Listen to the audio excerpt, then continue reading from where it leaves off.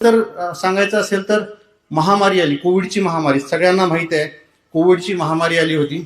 आता मी तर मुंबईला आहे, म्हणजे नांदेडमध्ये किती पेशंट असतील, पण कोविडच्या काळामध्ये नांदेडहून माझ्याकडे 150 ते 200 पेशंट सिरियस आले होते, तुमच्या माहितीसाठी सांगतो.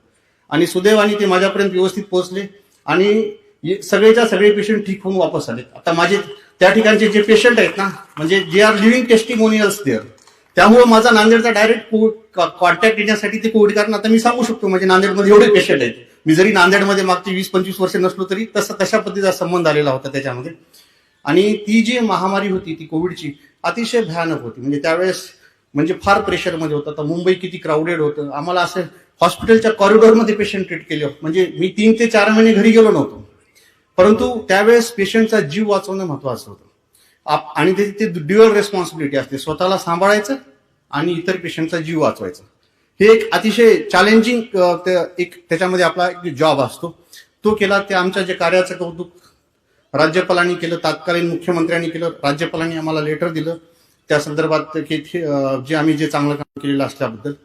आणि जे काही पेशंट असतील, म्हणजे आता आपण भूमिपुत्र आहोत आणि नांदेडचा कुठला पेशंट आपल्याकडे आला ते आपल्याला दुरुस्त करून पाठवता आला तर ते मला असं वाटतं की काहीतरी आपण त्या आपल्या मातीचं ऋण फेडलं. मला हेच सांगायचंय की हॉस्पिटल ऑर्गनायझेशन आहे, परंतु जेव्हा जेव्हा देशात नॅचरल कॅलॅमिटी आल्या, म्हणजे कुठे भूकंप आम्हाला बोलावलं गेलं, तेव्हा आम्ही स्वतः जाऊन त्या ठिकाणी कॅम्प केलेला आहे. आता आपले वक्ते कोल्हापूर जिल्ह्यातले 2019च्या ऑगस्टमध्ये तुमचा शिरोळ तालुका पूर्ण पाण्यामध्ये गेला होता.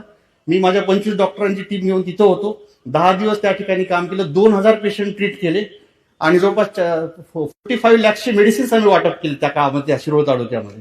ते म्हणजे जरी असेल तरी. आणि त्याबरोबर आम्ही नेपाळमध्ये भूकंप केला, तिथं देखील आम्ही मदत पाठवली होती.